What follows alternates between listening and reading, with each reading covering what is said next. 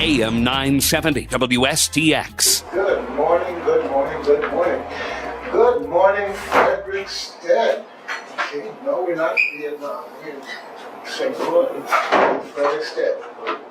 Very hearty good morning to everybody, St. Louis, St. Thomas, St. John. Folks, we got a little bit of a late start here. No matter how much you plan, life plans for you. And boy, Mother Nature, life, everything had a little plan, but we surmounted all of that. We're here in Frederiksted at top deck. Yes, and folks, you have to see the video because I don't know, it's a vibe or something, right? I pull out my shirt, I love Frederiksted. I say, yes, I come in my right uniform today, all right? And who else has on this I love Frederiksted? Mine doesn't look the same as hers. Mine look a whole lot better, that's right. Good morning, Virginia. I've got Virginia Clairmont here with me this morning. I missed something here. This is not the proper introduction. Virginia Wilder Clairmont, right. Who are you? Oh yes, and we're not romancing a stone this morning, we're romancing Frederiksted. Yes, we love my first love, yes. Okay. All right. And Virginia has been very, very helpful and constructive in getting members of various organizations and businesses to meet with us here today and talk about Frederiksted, the hurricane, the recovery, all kinds of interesting things because we love Frederiksted and we want people to know more about Frederiksted and enjoy what it has to offer. So, Virginia, with no further ado, I'm going to let you make some introductions here and give a good hearty good morning and we'll move forward. Good morning, everyone. So today, on our All Things Frederiksted broadcast, we have two businesses that we're going to start off with. Polly's on the Pier. We have Chuck Brittain with us, who's going to just talk a little bit about what's been going on with Polly's, and Andrea Hemphill from Adventures in Diving, one of the 4 dive shops in Frederiksted, relatively new. We're so glad you came. Thank you. I'm very excited. So Chuck, what's been going on with you guys since the hurricane? And we have been adapting every day. There's usually a challenge thrown out to us every day, and we try to adapt to it.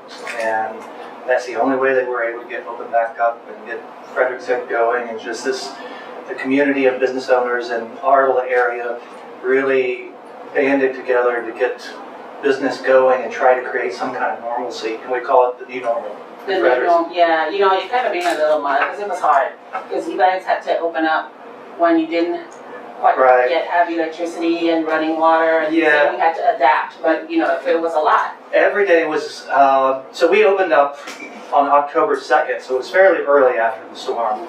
And the only way we were able to do that was with our partnership with Adventures in Diving. They lived in their business during the storm, and they were able to help us with our generator. We had generator issues the entire time. We had no water because we were on city water, and we didn't know when we were going to get it. And we were sitting around waiting, and finally we said, we're going to take this in our own hands. So we strung electrical cords a block away.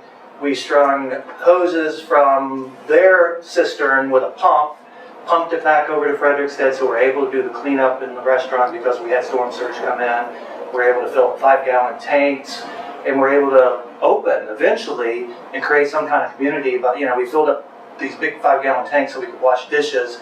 But we stripped down our menu to just do items where we wouldn't need plates and forks and things like that, and just to get open, and so it has a place for someone to come to for a little bit and feel normal. No, yeah, and I can say firsthand, I know what that felt like because Polly's is part of the Frederiksted normal now. Yeah, it is. We come is. right here in the morning and the cheers are out, people are having something to eat, and it's part of it. So I'm glad you were able to jump on it and improvise and get what done.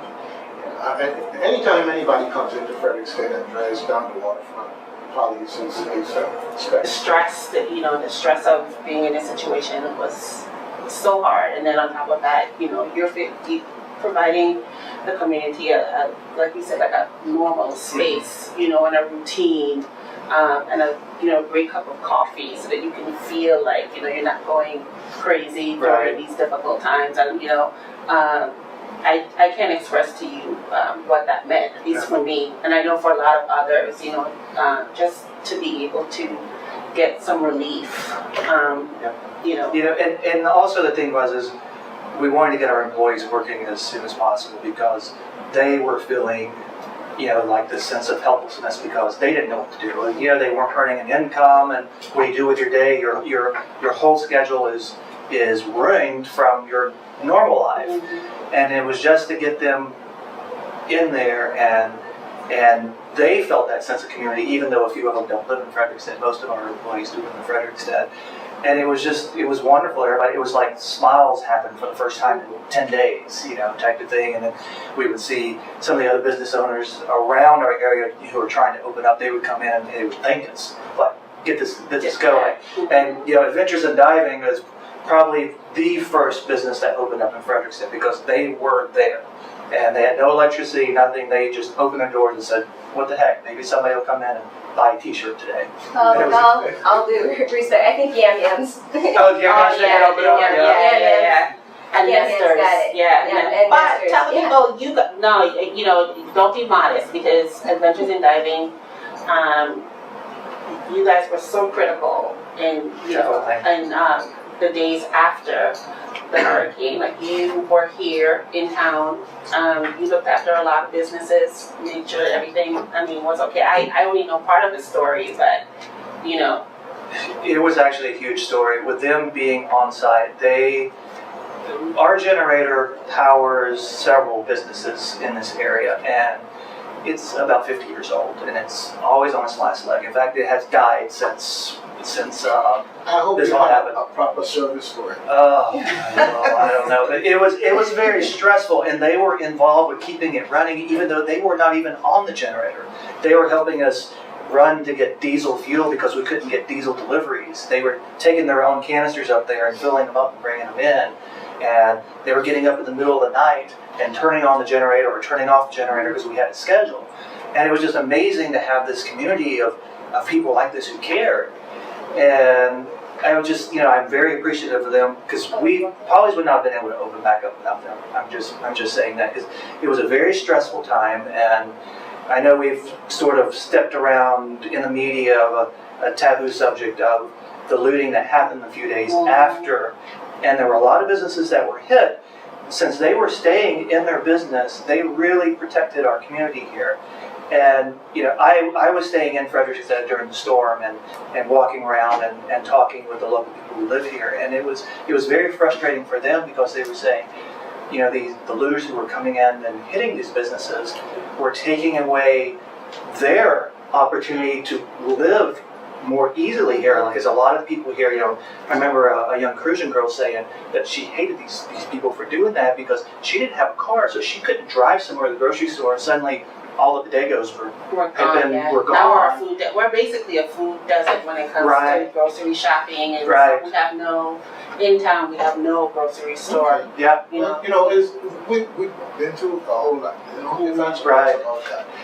But a lot has happened since then. So exactly. I don't want to stay too much here. I want but we need to speak a little truth to yes, power. So I'm going to come back to Frederiksted. Don't treat me we got a lot of time to talk about a lot of different things. All right, because in 2 Tuesdays you'll find out as well it's time to move to the next show.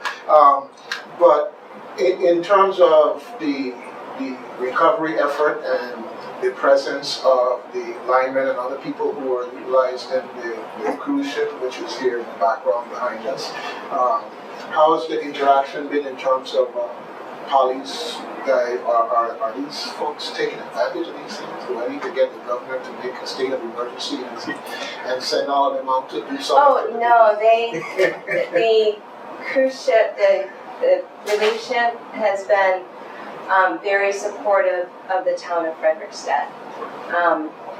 As Chuck said, within probably 7 days after Maria hit, Adventures in Diving was open. And one of the reasons, the morning after, Wednesday morning, when Mitch and I got up and started surveying the damage, we refused to play victims to it. And we said, okay, we've got this great town, let's get going. And we started clearing debris. immediately. And so we wanted to get Fredriksted up and running as much as possible because we also heard that the possibility of the aid ship coming in was going to be in, and we needed to be ready to serve that community of people. Fantastic. And as soon as the water was getting safe, you know, we were out there saying, let's go, let's enjoy the water. We have the equipment, we have the means to help you enjoy the water. We want you to see just how wonderful we really are. Exactly. And, you know, we engage with the linemen a lot as they're coming in to get their iced coffee and things. And it's really wonderful to hear their feedback of it because there was negativity of what was happening in the islands before they got here. And a lot of them didn't want to come, and they got here and they fell in love. They say, this is a wonderful island. And then they're sending that feedback back to the States, and suddenly all these other guys wanted to come down and work here.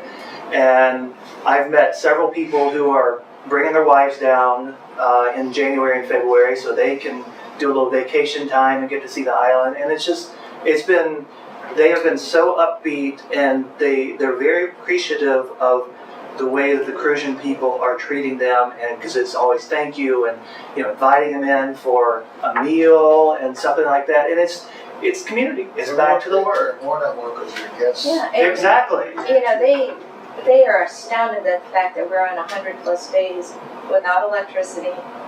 And as soon as they show up, we're grateful, we're thankful, versus where have you been? And they are just so appreciative of that. Yeah. So when our generator died, finally, this was on day 50 or so, and tap deck was on that generator, we were on that generator, and we were pretty much shut down. Everyone was shut down. And we had no way of opening back up. These linemen were missing their coffee. They were down there, they were making it happen, and we had everything. We had lines run, we had everything done, and we were back up and running in 3 days here after the generator died. So this complex was able to get opened back up. So they were there to help us, and we appreciate that. Fantastic. All right. Well, you know, I just have to say, it's a little personal plug. Been down in Frederiksted waterfront, and as a matter of convenience and location, Polly's has been that place for a quick bite to eat. So I know the critical nature of your function here in Frederiksted, so I'm glad to hear that that part of the relief effort is up and running. Polly's is like the AM version of Cheers, you know, where everybody knows your name. Yeah, And so, exactly. yeah, it's just you see everyone here in the morning, and it's because it's one of the few places that you meet and greet and talk and socialize and, again, escape. So that has been, you know, That's why it so was great for the community. Exactly. That's why it was important for us to get opened up as quick as possible, just to create that. Well, just a little backdrop here. We're sitting down in tap deck. We're looking out over the Caribbean Sea, the cruise ship, the rescue ship.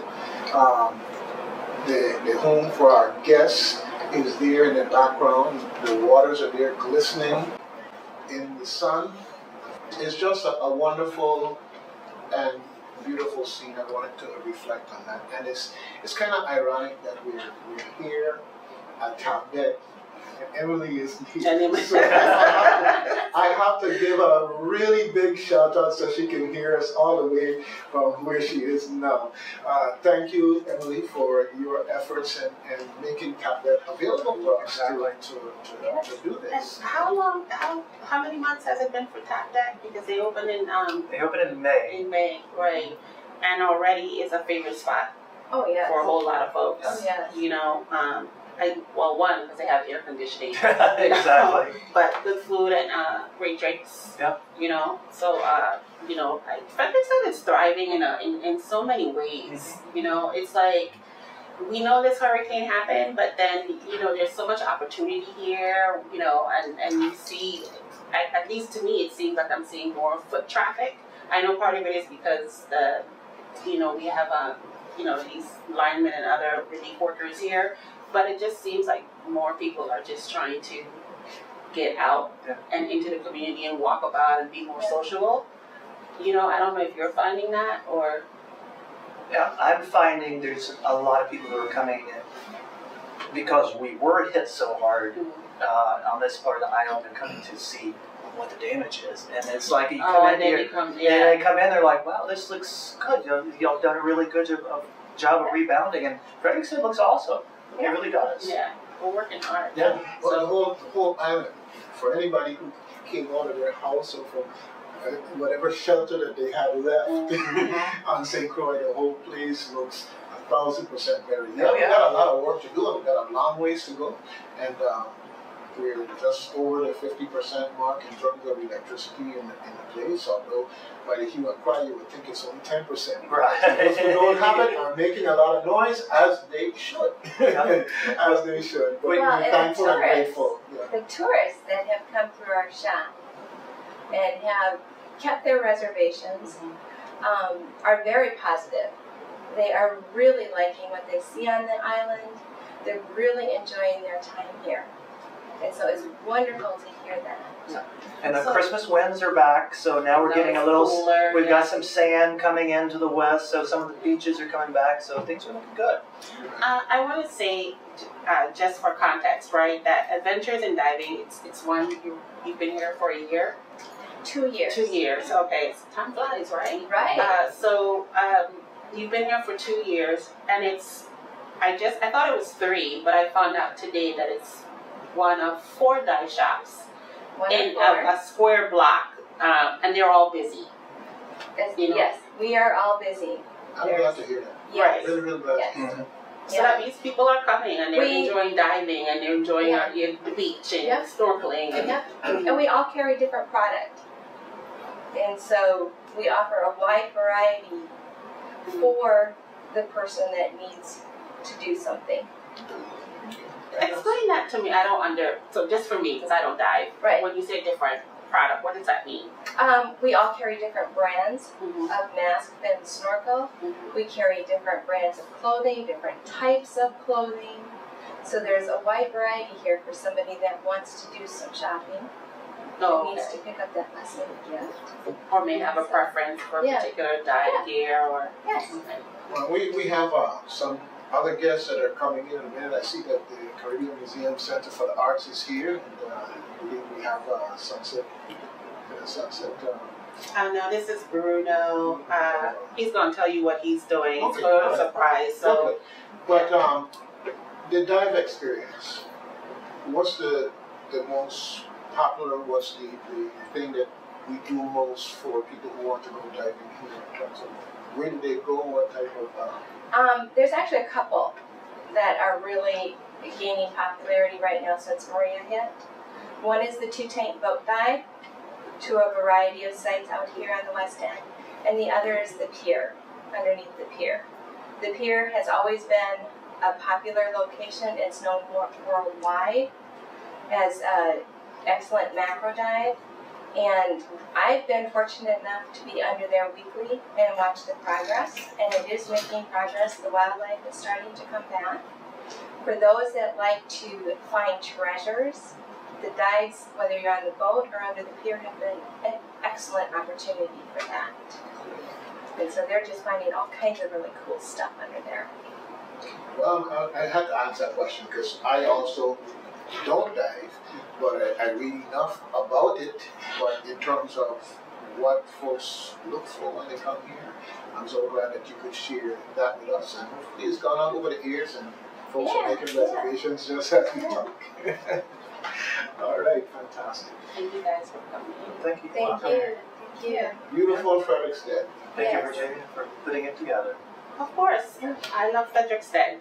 Where do we get shirts? Oh boy. Join me. That's the Join me. I'm asking you to join me. We need to form an alliance because I was trying to get my whole uniform set.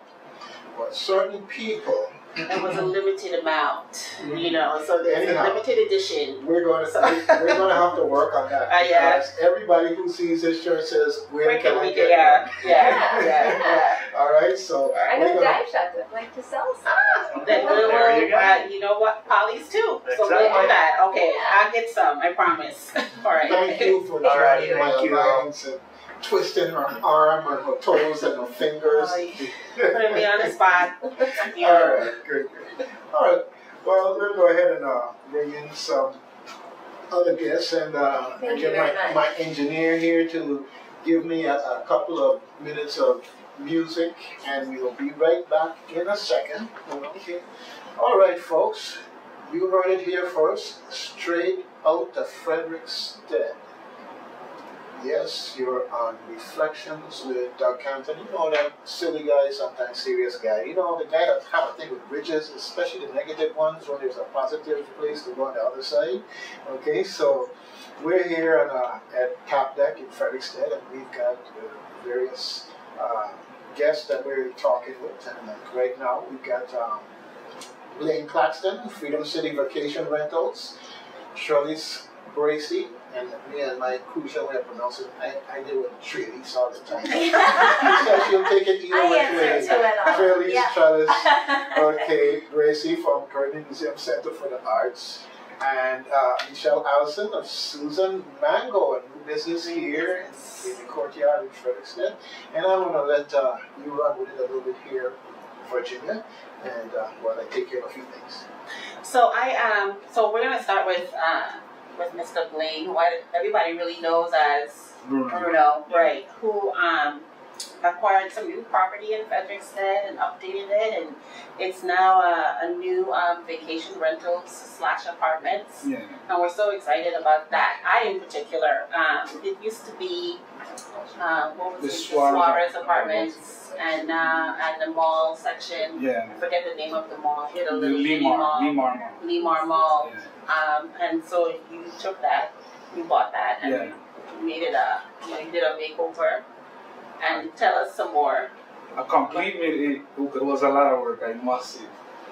But one of the things I see that is important is that we promote living in the towns, because if we promote living in the towns, then the revenue will help generate also in the town. Mm. Because the people walk around to the different shops, like the lady that been new to the dye shop, Polly's.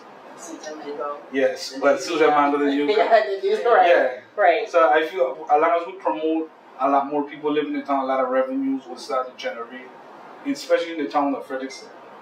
What did you see in Fredriksted that made you decide you want to invest in The thing with Frederiksted is not as upbeat fully as Christian said. Mhm. So the properties is a little bit cheaper Mhm. to accumulate in Frederiksted versus Christian said, but I see a lot of progress could be made here in Frederiksted, because here's where the cruise ship come in. And when the tourists coming in is a beautiful sight. So you're gonna have to say, must be a lot to do. But then when you get here, there's not too much to do in the town of Frederiksted. You have to go to Christian City. And a lot of them ask themselves, why? Because they love the town of Frederiksted. And when you come in Frederiksted, it's like, what's not to like? That's what I always say. Yeah, it's Hey, what's I'm not biased. right. You know, I'm biased. It's I always tell people, if you want to have a real Frederiksted experience, walk out to the pier, to the end, and turn around to see what this town looks like when people come into it. And a lot of it's really amazing that we who live here, we don't do that. We don't ever take the time to really look at how gorgeous this town is and what it's capable of. It's You funny because it's like, when you live in a place, it seems like you take it for granted. Mm-hmm. But those that come, it's like, wow, Wow. Yeah. you want to go to the States for what? For what? Because we live here. Am I missing something? Yeah. Because you want to go where I'm coming from, and I want to stay where you at. I totally agree. What's going on? I love living in town. Yeah. I love being and walking, access to the museum, to stores, to everything. I just think it's, like the ocean, the sea, Yeah. it's just great. It's calming. I just think it's unlike anything, you can't buy this, right? There is no price. It's just a wonderful experience. It's like, you have to be in it to understand it. And then the apartments that you bought, actually you can see. Yeah, you can see the pier from there. So I was just so excited when I was just like, oh my God, these are getting a makeover. And believe it or not, a lot of people want to stay in the town for this. I believe Because it. I put up some rooms on Airbnb, and it's just ping, ping, ping, ping, ping, ping. It's like, wow. Yeah, this place is magic. Yeah. I always say that. And clearly, Michelle, somebody must, you think so, because Well, I live in Fredriksted. yeah, and we have a new business. So somebody said there's something happening here, you know. Well, of course, I lived in Fredriksted town before Susan decided to open Susan Mango here, but it gave me an opportunity for a part-time job, which I'm grateful for, and of course for shopping that I didn't have before as well, because the Susan Mango shop is beautiful beachwear, women's casual wear that allows you to go from beach to bar and look gorgeous without hardly any effort, you know, and that's what's beautiful about Susan Mango. And Susan did choose Fredriksted because, very similar to what you were saying, Bruno, this is where the cruise ships come in. People need more shopping here, and we do get traffic, both from the tourists and the locals needing shopping here in Fredriksted town, and I think she did see that opportunity and very much is about giving back to this community as well as other communities where she partners for producing her clothing line, and she just wanted to do her part here. So for those who don't know, tell us where your location is and if you have a website so folks can view you. Yes, so SusanMango.com, and yes, the location is in the Pier 69 courtyard right downstairs here from Tap Deck on the King Street side, and you know, beautifully renovated space that's been open just about 3 weeks now. What are your hours? What are you working on? Well, for sure we will be there Friday, Saturday, Sunday from 10 to 5, as well as all cruise ship days. And then other days, just as inspiration strikes or we're available, one of us to keep the shop open. But you can always find us there on the weekends, Friday, Saturday, Sunday from 10 a.m. to 5 p.m. and all cruise ship days. And then you have a special event coming up. There is a trunk show on Saturday, so just a couple of days from now. So yes, that will be a special day on Saturday this week. Right. What time? Well, we'll be there 10 to 5. No, that's fine. We'll be there 10 to 5, and I'm not sure of the hours for the trunk show itself, but the shop will be open 10 to 5, so certainly we will be there during those hours for anyone who's interested in seeing things.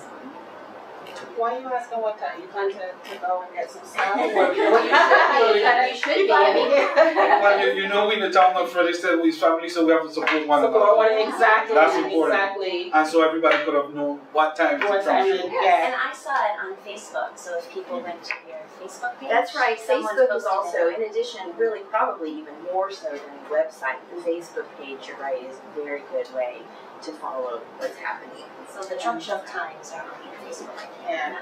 And I shared it on my Facebook page as well, Clean City Fredriksted. So, Okay, you know. I'm going to walk into the conversation and do the plug. WSTX AM 970 is your community-minded station, and if we don't have it, a lot of people are missing it. So make sure you get us that information, because we talk about what's going on in the community, and we're happy to support. And so now we have Tralice. Yeah, that's good. That's good. Actually, Tralice. phonetically, if you look at it. Yeah, it well, should no, be Tralice, but- who I'm so excited about CMC Arts lately.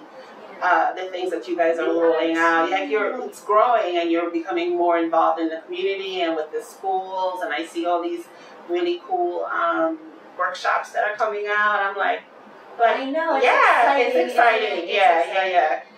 And some of it is actually prompted by the Arthur Richards Junior High School Art Club. So having had last spring to spend time with them, they would come once a month. And that group of students were inspiring. I mean, we were very excited about their level of engagement, their curiosity, and how much they loved being in that courtyard.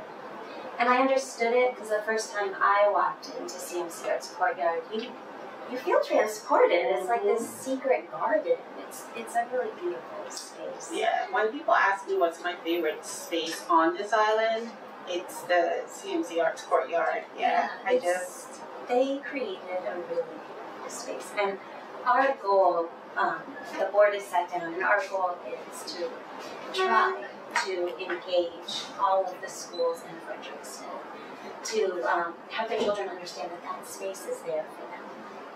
So we are going to try. We were actually had this huge initiative to do after-school programming, but that shifted because of the hurricane. But what we've been able to do is work the split sessions.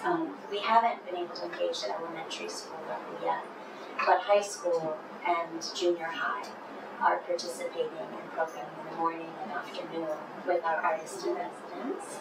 And they've been doing some cool stuff at Tap Deck, so a big shout out to Emily for allowing the high school students and our artists in residence, Frandelle and Gerard, as well as the Juni Bumba and now I'm forgetting Jazz Leslie. Institute, right? Is that what it is? When you start calling names, that's what So the Jazz Institute is under the Artist in Residency program. That's what they submitted in their program. Tuesday nights, these kids have been jamming with some of the older local Cruzans who are drummers, as well as Frandelle and Gerard. And these kids are rocking it. It's fun for them to have that experience of being able to jam publicly. You know, you can, as a kid, you can do it, you know, in your yard or your grandparents or the school, but it's different when you up the game and you're in the community in a space where you can be recognized professionally.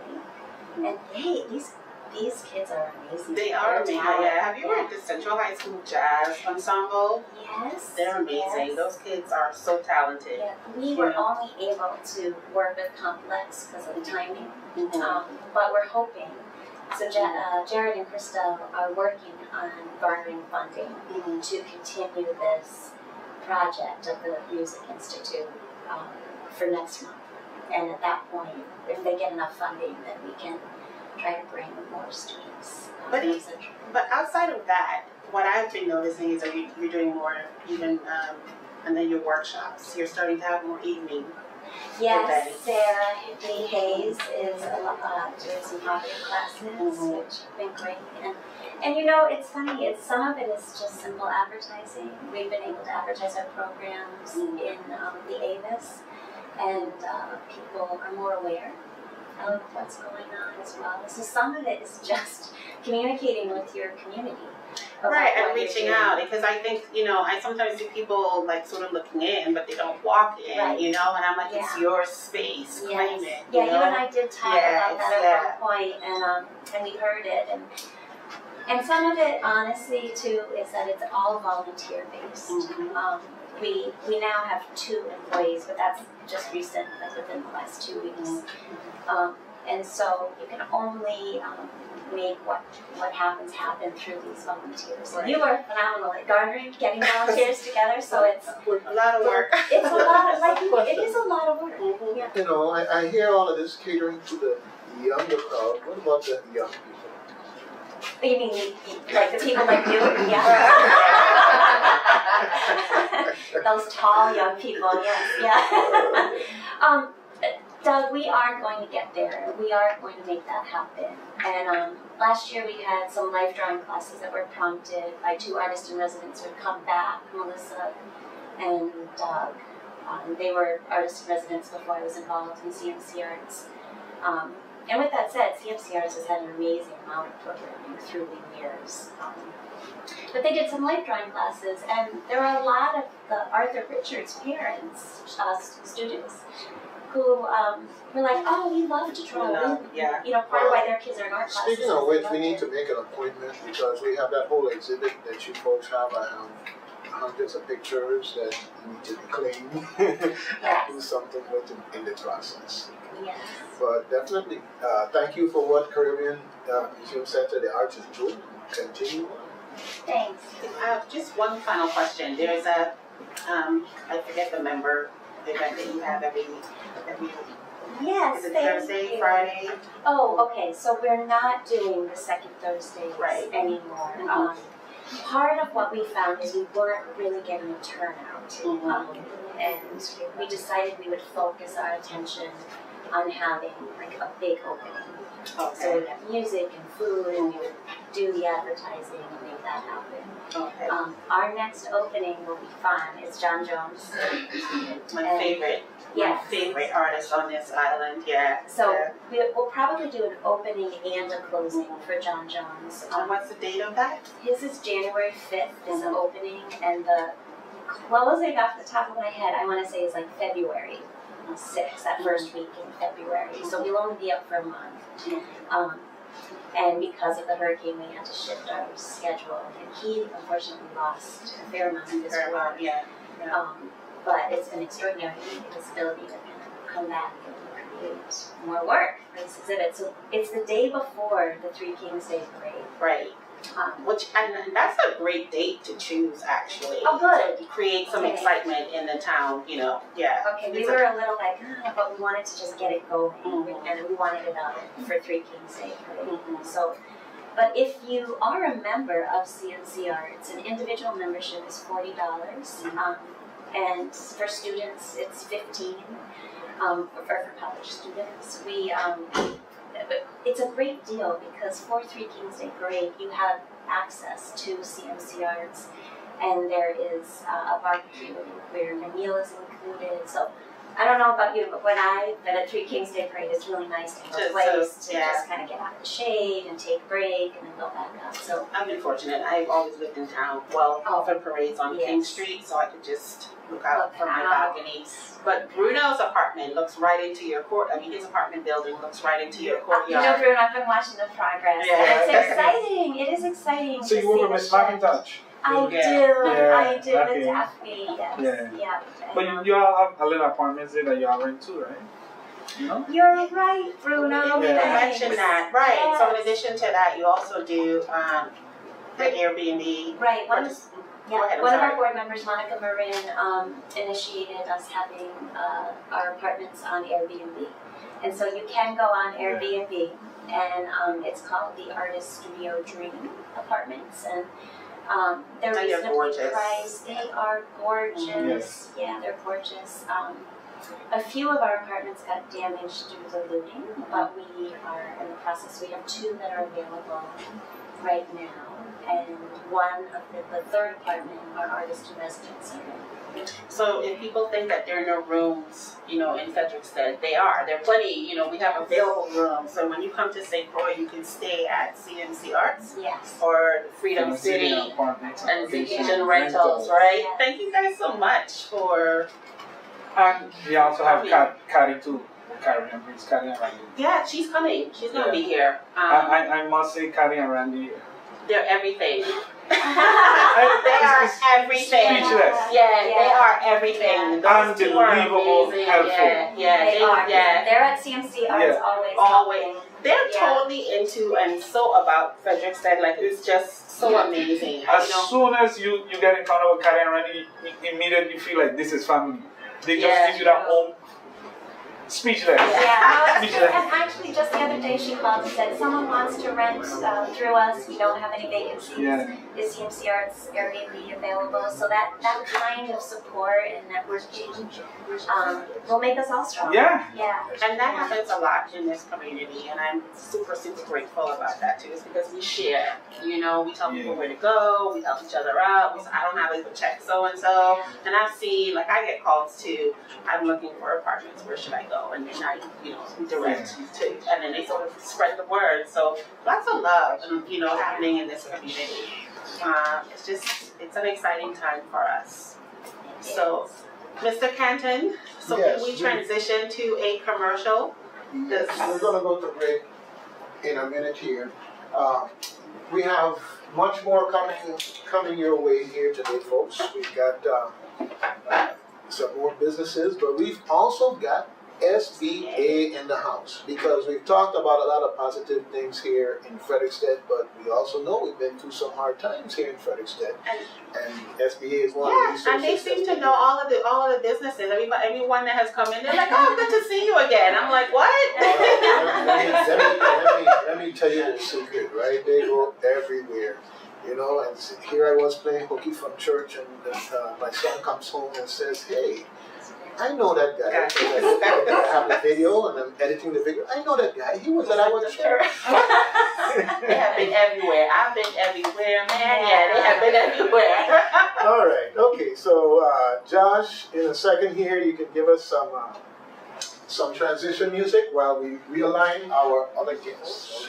Welcome back to Fredriksted if you left, and if you were here all the time, even better. Because we're enjoying many of the businesses and organizations here, and we have now Joann Jones, one of a kind culture shop, and Sammy, also with one of a kind, and we're with one of a kind WSTX AM 970 in Fredriksted, highlighting everything Fredriksted. Also, we have Ariela Hayes. I know you from somewhere. I know, you look familiar. You sound familiar. Love and light books and inspirations. Okay, so we've got plenty of talent, resources, stores, fun things to do, places to eat here in Fredriksted, and we're talking all things Fredriksted. Take it away. So I just love this name, the one of a kind. It's not culture, it's Kulcha. Culture. Everything culture. Everything culture. Tell us about that. Well, we have this magical little shop on across from the bank. First Bank. Between First Bank and Yum Yum on Market Street. And we represent over 80 local artists. And I tell them to bring me the things that you've always wanted to make and nobody else will take. So we have fantastic, wonderful, one-of-a-kind artwork. And when I say artwork, it goes from Atiba natural body products to Yamaya inspirational designs to jewelry, tuna, Joffrey George, Bully, and of course Bully, you got prints, giclées on canvas, books, CDs, you know, he's the original Renaissance man. Books. I have books that I know nobody else has because, see, I've been here for going on 47 years on and off. So I had a shop called One of a Kind before Hugo. And then, And so, and it was a cooperative, and so a lot of the artists I knew from then. And I have Senya. He's a poet that was alive then. So people know, and I have another book that I know nobody else. It's a new book now. Senya, that's a whole. The new book I have is Alexander Farley's Speeches by Dr. Carlisle Corbin. He edited the book with speeches that Farley, who was also the governor during Hurricane Hugo, and he's from Fredriksted. Has a house on Market Street, as a matter of fact. And we have, we're a cultural heritage preserver, which means that artists come in and they look at other people's art and get inspired to do something else, something new. We have Mr. Schrader's books, a full collection. I got the best selection of Tuna art. Tuna is a fantastic, fanciful artist. He used to be a fisherman. He lives in Frederiksted. And he goes through different phases. And so now his newest work is pen and inks. They're fabulous. He has his ones of the garden and outside. I mean, when I go into my garden, I see what Tuna sees. Okay, so this is an excellent transition because the favorite thing, you know what my favorite thing that you sell. Oh, I was getting so yeah. So anyway, No, my bamboo planters. Her bamboo planters. I'm an artiste.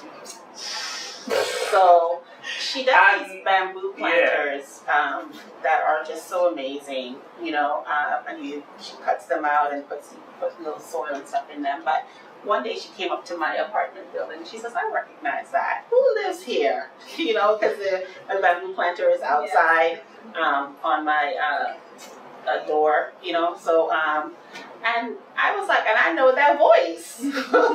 So it's just such a unique. How did you come up with that, by the way?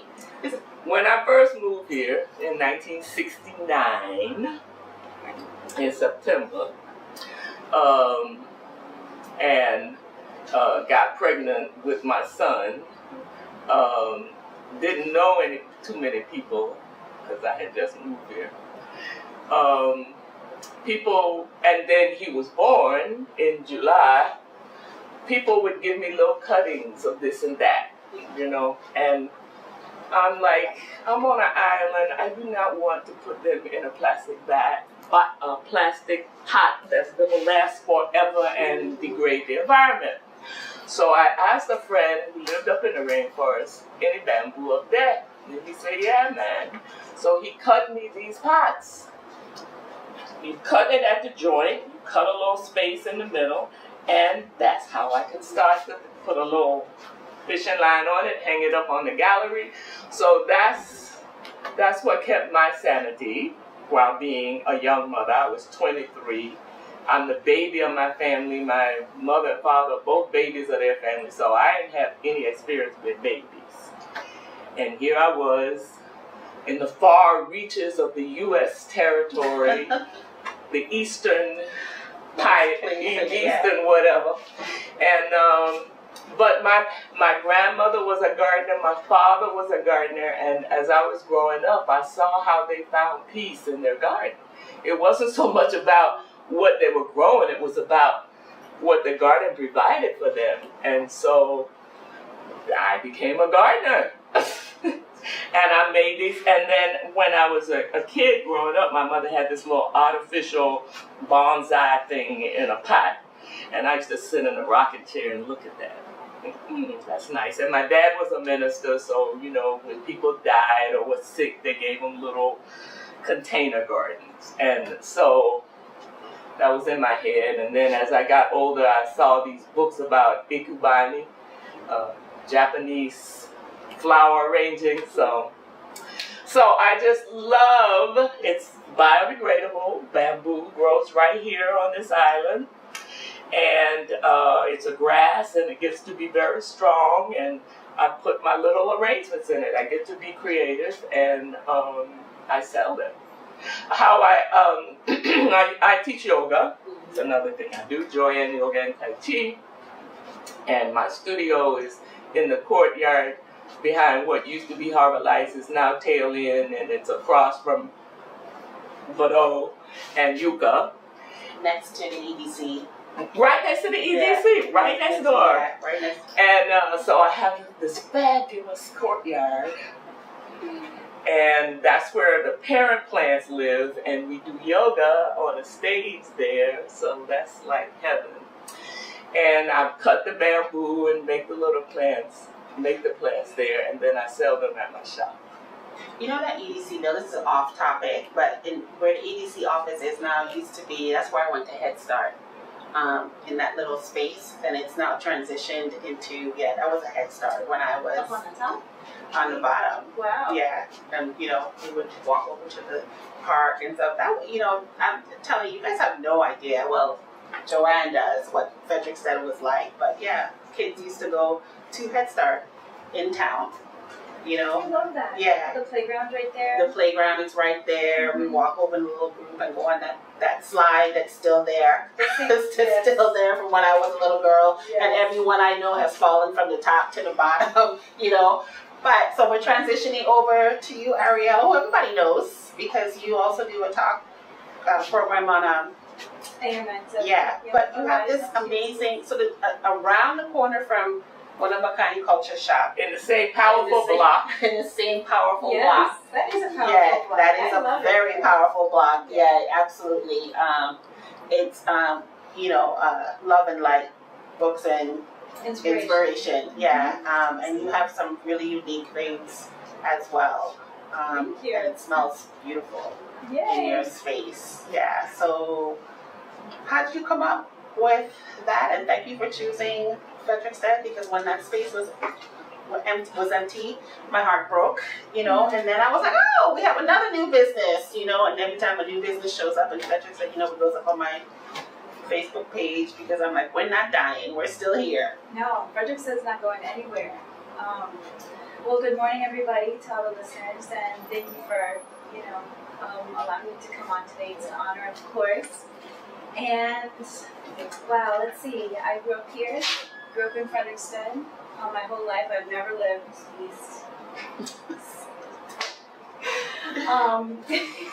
The faces here are like, Why would you ask? Like, who's that? So, no, it's great. And actually, when I moved back here after my time in the States, after going to college and living for years there, I came back as an energy healing counselor and therapist and wanted some of these items. And I was like, they're not here. So I had the opportunity to open up a store so I could provide these items for the community. And this December, I'll be making my 7th year. And I moved to Frederiksted in January. And it feels so good. I was in Christiansted, and it was great there. Because, I was just there. There was lots of activity. Life was different even 5-6 years ago. It was completely different than how it is now. And they decided to sell the building, and I thought, you know what, I need to be proactive. No one's I don't want to be told when to move or how to move or, So let me just look around, and there happened to be that space. I really feel it was open for me, and just I'm happy I listened to my intuition. We have to listen to ourselves, especially in our environment. Nature talks to us so loudly here in the islands. It's to our own demise if we don't listen. And so I moved down here, and it's been absolutely wonderful. It feels great. I already live in Fredriksted. My son goes to school here. It just really fit my life in general and the vibe here. yeah. Most of my customers are actually from Fredriksted too, because there is a different vibe. I heard a little earlier you're talking about the differences. Christiansted's got its thing going on, and it feels good, and when you do different things, but there's something about Fredriksted, and I don't know if you know about chakras and energy centers, but we have the higher ones here in Fredriksted, so this actually energetically is elevated in consciousness different than the east end of the island. So I think everyone at this table, Sammy, him and his friend Joseph, they've been here forever, forever. Grew up with, his brothers, your brother or cousins, yeah. So it's just like we don't want to leave, we can't consider living anywhere else but on the West End. I've thought about it, but why? For me, this is where I'd love to be. Fredriksted just feels good. My old stomping ground, we have the piers. We get to see the sun go down. It's just everything. Yeah. Right. Even when, I remember when we used to have carnival in Christiansted one year and then in Frederiksted the next year. It was such a blessing when they finally decided to all have it west. And, for logistical reasons as well. But, I'm so happy to have my store here. It's been very welcoming. I love being, even with the other businesses here, it's a different vibe. It's more of a loving vibe. It's family, yeah. I would be more likely to hug the business owners here and to receive hugs than, which is, it's fine. Yeah. But I want you to know though, because you said, well, first of all, I love shopping at entering into both spaces because it is magical. You said it's a magical store. It's absolutely true. But when I walked into your store, I said, oh my God, these candles. I used to buy them at Whole Foods, and there they were. And so I'm so excited that, these votive candles that, I just used to buy a whole ton of them and burn them whenever I wished, and it's there, and it's a reasonable price, and all these other little trinkets and surprises that you have in your store. So it's such a beautiful addition. Thank you. And I know one of the things you told me is that you get a lot of business from the relief workers. I have been. People come in and they are happy to see something, I guess, that can help ground them. I have stones and incense and candles and books about consciousness, aliens, angels, things that make you feel good, empowering. I think empowering is really important. And I see Fredriksted beginning to get that power back Emerge through the community. And say that again. We're getting our power back through our community. Right. You know, and what really sticks out of my mind is something that you and I talked about just the other day. Just a small example of, you know, your neighbor has power and you don't. Our Fredriksted people are saying, oh, it will come. We're not trying to downplay or be angry that we don't have and the other person has. And I just find that that's a vibe in Fredriksted in general. And I don't know if it's because I don't even want to say that we're not looked at as much, or, you know, I don't want to call Fredriksted a stepchild. I just sort of feel it's because we understand and we're family, and, you know, that thing about soon come, I think we're okay with that. And plus, you know, in Frederiksted, neighbors share, you know, come over, Right. you know. It's and, like a smaller island vibe, just in Frederiksted alone. And we share, and we share a lot. I hope more people come. We do share a lot. Yeah. I hope more people come to enjoy. You know, we have the best beaches. Just throwing that out there. You know, since forever. You know, I'm listening to y'all, and I'm gonna be driving off the road. And when I reach Fredriksted, they're gonna have at the mid island, they're gonna have a gate, and they're gonna have the keys too. Because, you know, they ain't gonna let me back in Fredriksted. Okay, we'll take you. But, you know, it's just, I know we gotta, you know, transition to our other guests, but, you know, it just, this, we have great restaurants here. We have, you know, good shopping, and it's changing. It's, you know, more people are coming, and it's becoming more diverse, you know. And then you have this awesome waterfront, you know, that you can look at. As Sammy said, the best sunset in the world. So, you know. I personally think our twin cities makes us in general, not just the Caribbean, but the Caribbean. Yeah. Okay? And so I like the friendly rivalry, as long as that's all that it is.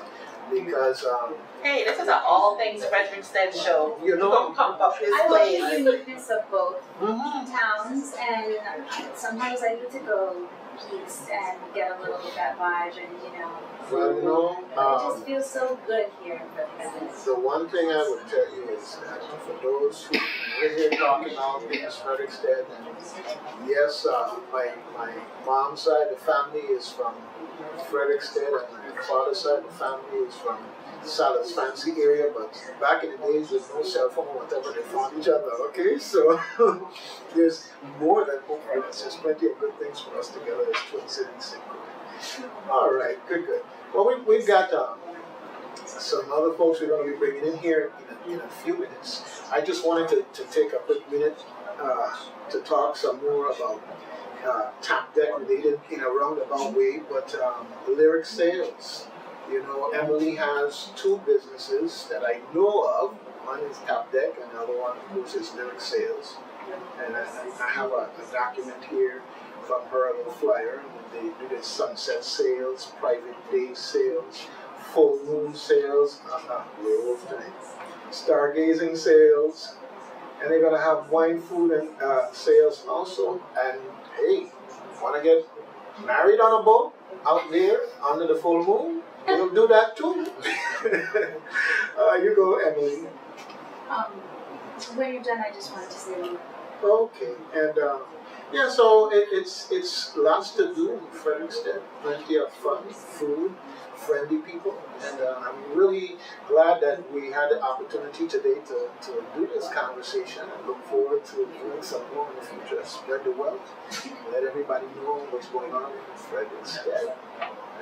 Right. Thank you for having us. I just wanted to say too, I don't know if you said your times and days that we're open, but for Love and Light, we're open right now. Well, we're going to start being open from Tuesdays and Tuesdays, Wednesdays, Thursday, Friday, and Sunday.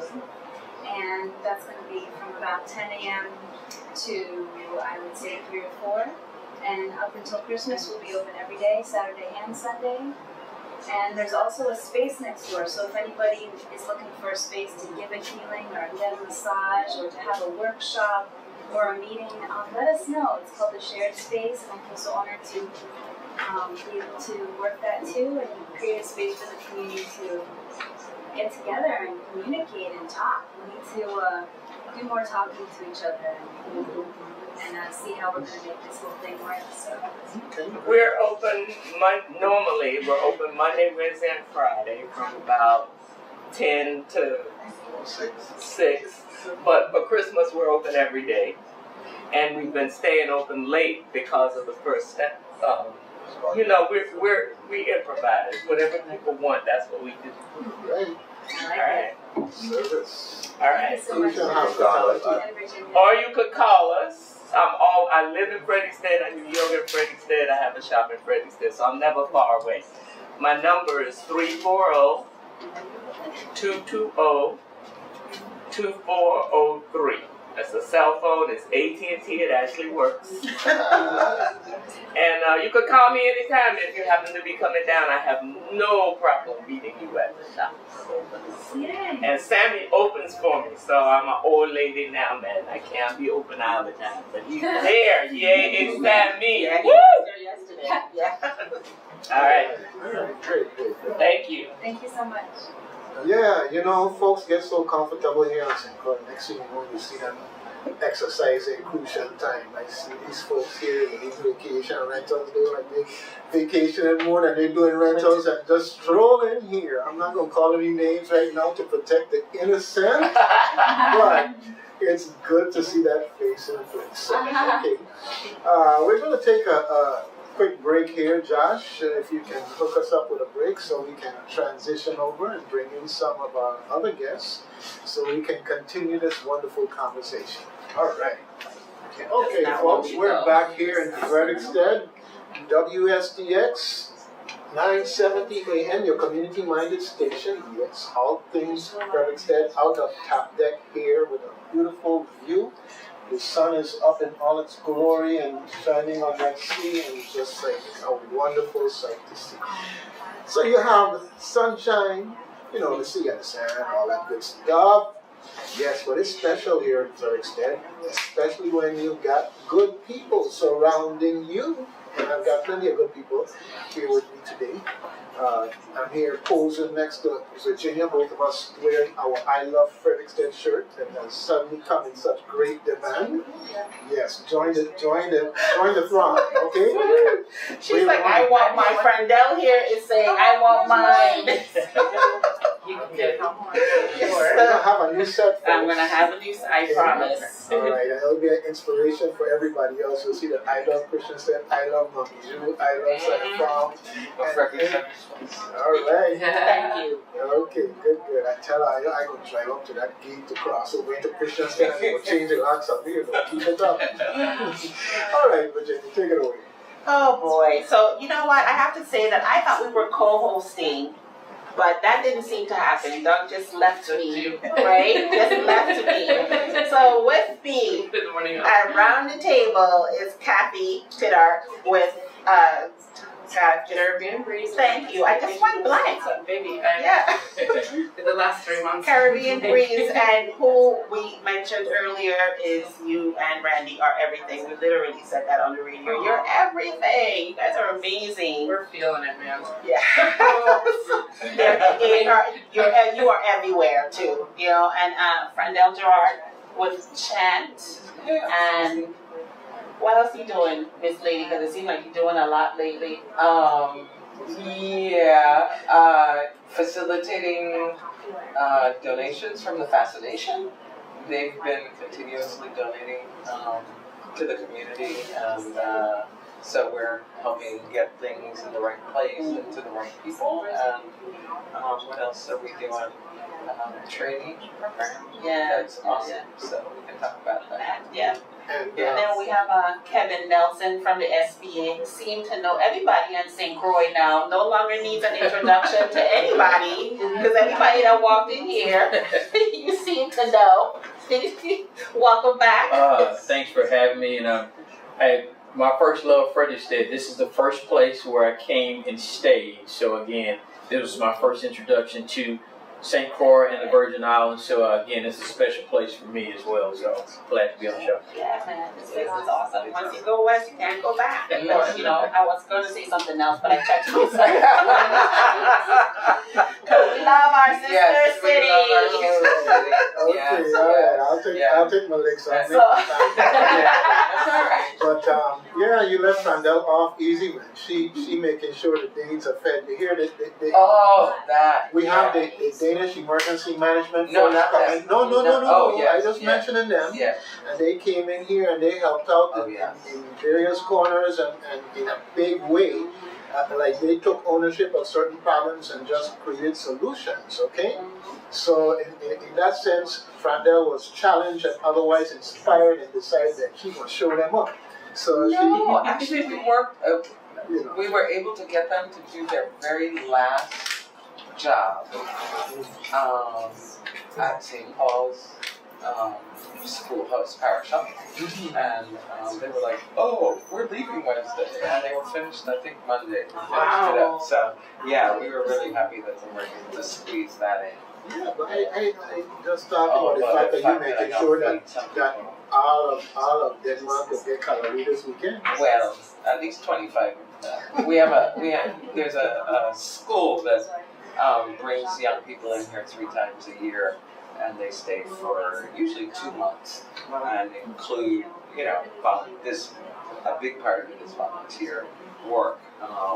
And they were like, we thought we could eat a lot of Caribbean food, and they're not, so we're arranging a Caribbean dinner for them for Saturday night. And I just got Mr. Thomas the Kalaluma. He's going to make some traditional Kalaluma. I won't be able to eat it because it'll have everything in it, so that they can at least get a sense of what the food is and the historical significance of that food. And some old kitchen rice, provisions, I didn't have breakfast. all stuff I don't eat. Right? Where you Yeah. find I did not have breakfast this morning. Don't do that to me. Oh, okay? But definitely, I want you to talk a little bit more about what Trent has been doing in Frederiksted, the various initiatives that he's brought into here in Frederiksted, Cruzan heritage and nature tours. Tourism. Thank you.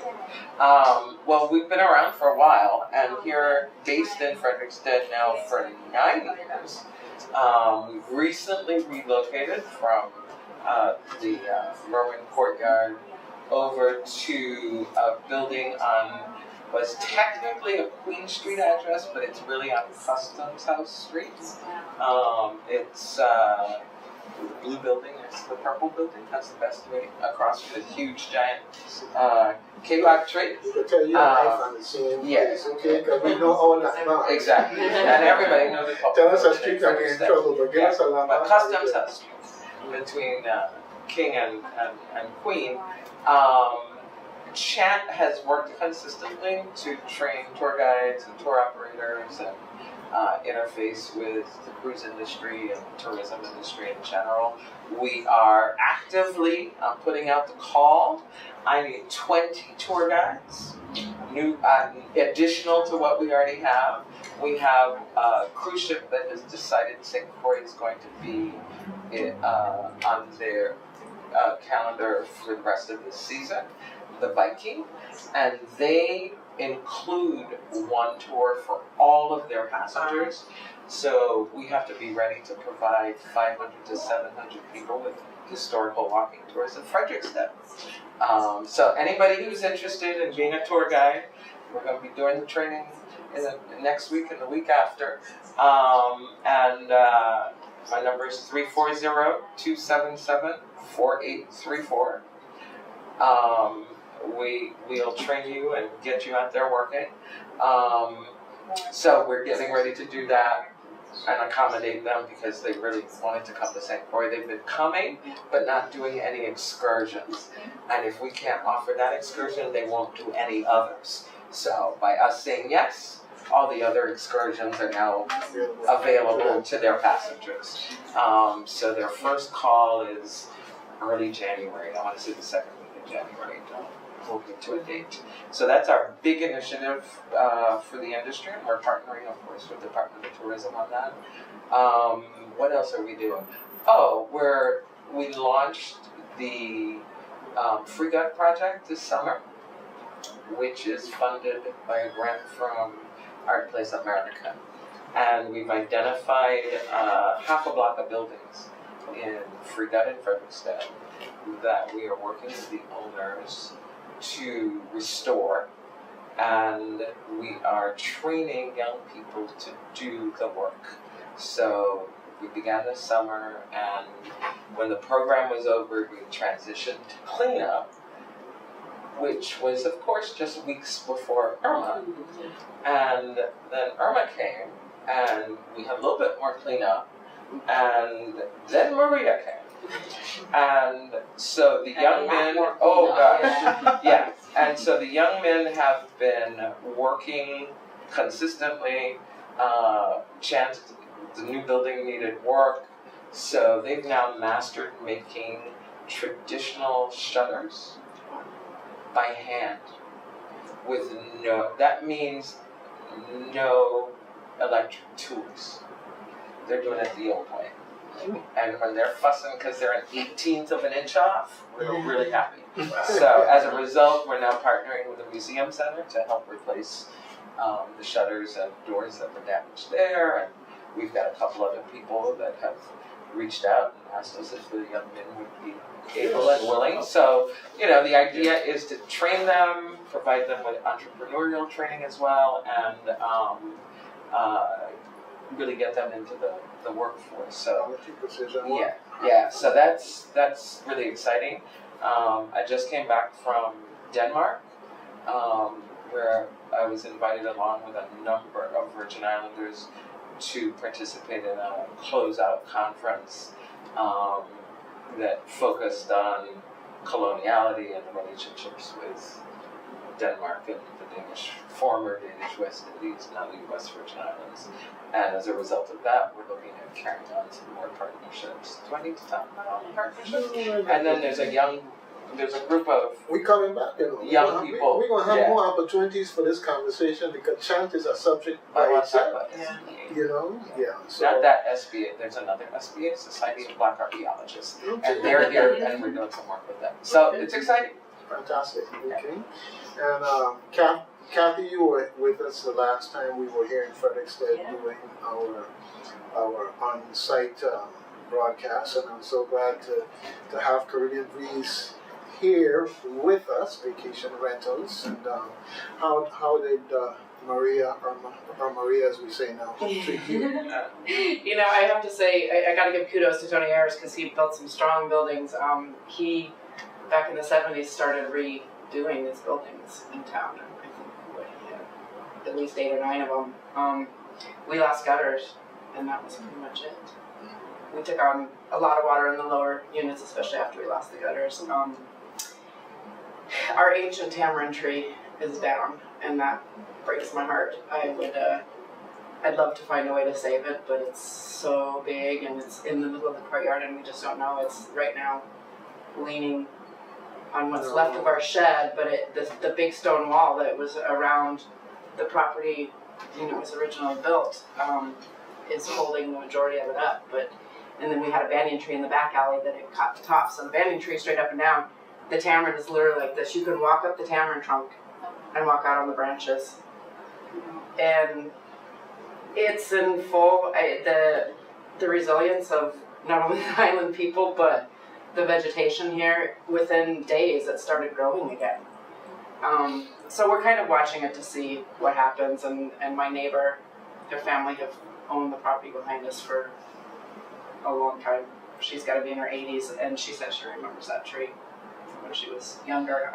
But she's reached out to everyone that she knows. If anyone knows anyone that can maybe help us, because it's on private property. But I believe, if I'm correct, that tree and the ones that are in the cemetery across the street were all in the ancient trees of St. Croix book. And we lost the big one in front of the church. It completely came down. The other two are still, pretty much intact. But I've had a few people tell me that they think it's just got a growth spurt right now from what life was left in the trunk, and that the root ball itself might not be intact enough to support the tree anymore. So we're kind of watching it to see it, but it's, out of everything, the trees that we lost during the storm were just, breaks my heart. The buildings can be rebuilt with these trees that were hundreds of years old. But yeah, we were very fortunate. A lot of stuff around us came down. The cute little pink cottage next to us, the whole front side of that came off in one piece. And when you talk about craftsmanship of back in the days, this was a mahogany roof that was dovetailed, built in. There was no hardware that we could see in it, and it came off in one complete piece about 25 feet long. Just came up, flipped over, and landed in the only part of my yard that didn't hurt anything other than breaking a bunch of trees. And we had to dismantle it to get it out of there because it was all in one piece. So to see, and I know the owner of that property we just recently heard that she's going to rebuild it and maybe offer it out for rent at this point, because it's sat for the last 5 years or so that we've been around. But it had all the gingerbread and all of the, just trying to pick up one small piece of that when it fell was just craziness. It was so well constructed.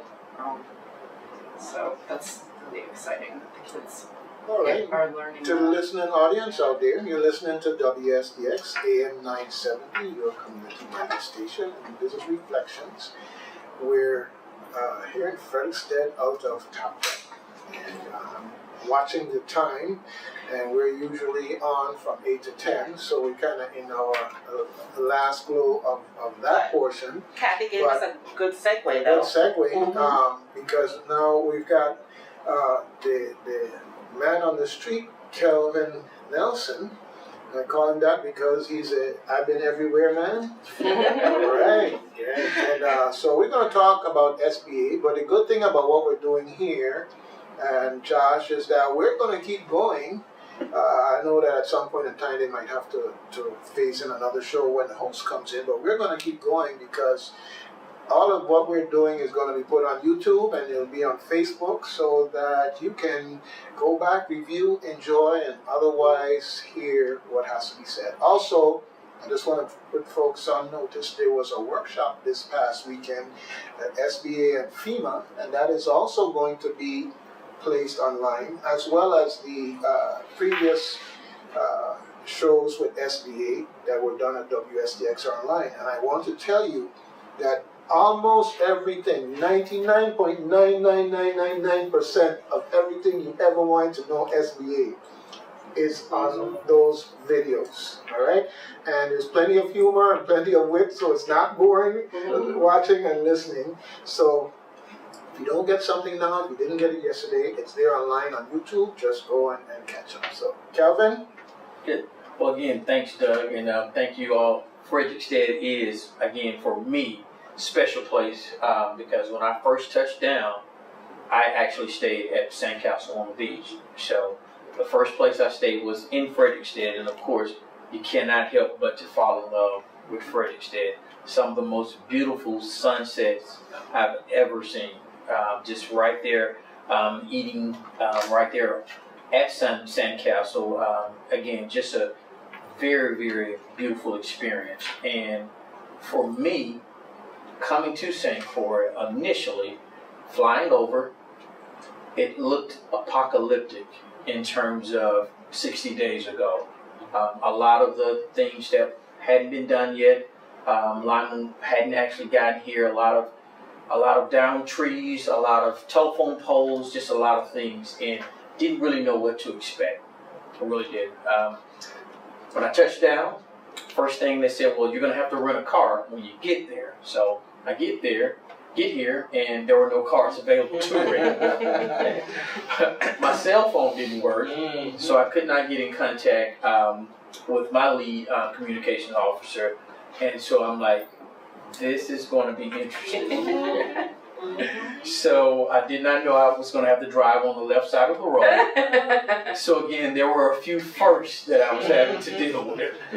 But called a taxi and took me to St. Castle on the beach. And one of the things that I can say, just first off, and I think it's been mentioned earlier, is just the love and the sense of community that you have here in Fredriksted. I mean, the hosts of the owners of St. Castle on the Beach, Chris, Ted, and Dan, I mean, they're just phenomenal.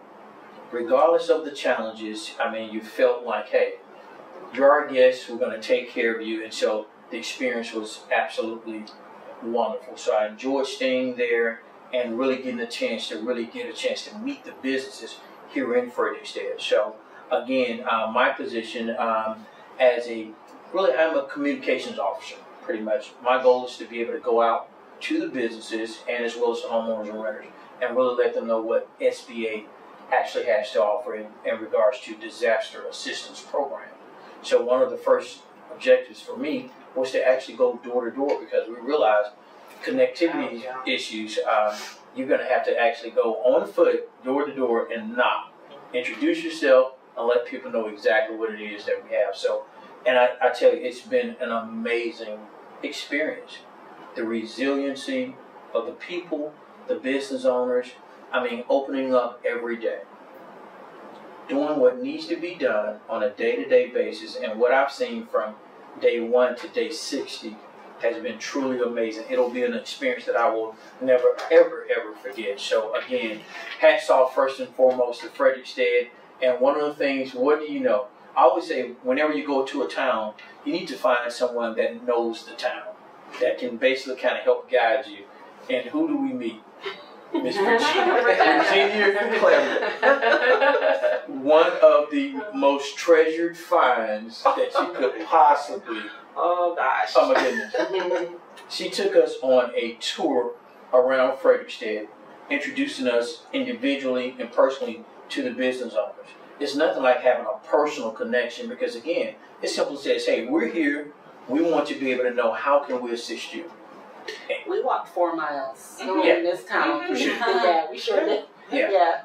Every business, the history, and everything. And there It's- was a lot of businesses. Yeah, a lot of businesses. A lot of people don't realize how many businesses there are. And so she was very instrumental, and not just for what I was able to do in Frederiksted, but even in Christiansted, and that's how I met Doug. She actually set up the first radio interview. She said, you know what, let me call my buddy Doug over at WSTX. And again, we've just been able to go from there and make sure that the information and what we have to offer to be able to assist businesses in the recovery, that's what we've been able to do. So we basically kind of formed an alliance, and so it's been great. And so one of the things that we want to make sure of, especially for all businesses and those that are listening, is that we do have an upcoming deadline for physical damage. So if you're still on the fence and haven't actually registered yet, January 8th is the deadline to register for physical damage. So if you've received physical damage to your property, the deadline to register is January the 8th. Now, of course, we know getting paperwork together and all those things, that can take some time. That's fine, but we want to be able to make sure that you've at least actually submitted an application with SBA to be able to start the process. That's what's most important. And then we're able to work with you on the other documents that are needed. But again, we're just happy to be here. And when we talk about some of the things that's taken place to this point, overall, for homeowners, for renters, for small businesses of all sizes, and most nonprofit organizations from a territory, and this does include St. John and St. Thomas as well too, in addition to St. Croix. As of today, we're right at over $207 million that we've actually approved for loans for the territory. So in roughly a little bit under 75 days or so, we've approved over $207 million to assist in the recovery. And so again, for those that are still kind of on the fence, kind of waiting, we want to be able to make sure that every business that has been impacted, that they understand what's available to SBA. We have low interest, long-term loans for businesses. The interest rate is as low as 3.305%. And for a nonprofit organization, it's 2.5%. One of the great things about our loans is that we have an 11-month grace period. So let's just take, for instance, today. If you were to sign a promissory note today for a loan, your first payment would not be due until next year on your anniversary of signing that. So we're talking about giving businesses an opportunity to get back up on their feet. They're not having to focus on payment, but simply in the restoration process. There's no prepayment penalty. There are no closing costs for the loans. You can take all, some, or none of the loans. So no one is forced into it. But again, our goal is to simply be able to make sure that businesses, nonprofit organizations, for people to be able to get back and get on their feet and to be able to get going. So yeah, well, Kelvin is a Cruzan now. He know about melee. So I want to talk a little bit about the melee side of things, because one of the first things that was out there starting blocking the melee was, okay, they're going to give you a loan, and then next thing you know, they're going to sell the loan to somebody else, and then you know the interest rate going to change, and that going to change, and everything else, and Kelvin jumped right on that. yeah, well, one of the things we want to be able to make sure is that, as I've learned, melee happens quite a bit. So we like to be able to make sure that the facts are given. First and foremost, when you sign the promissory note, that interest rate that you have will not change. It's a fixed rate loan. That's number one. Number two, we no longer sell loans back. There was a time when loans were actually sold, and those were pilot programs. Now, I want to make two distinctions. Even in general, just under normal circumstances outside of a disaster, when someone's actually buying a home, oftentimes when they make that purchase, if it is with a mortgage, the loan may be sold. That's just general purposes. Those things happen.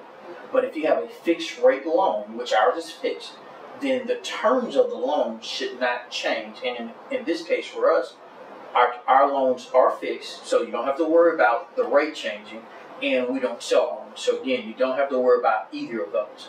Now, I had to do some research as well too, because I had been hearing a lot of things in regards to Hurricane Hugo and some of those things there.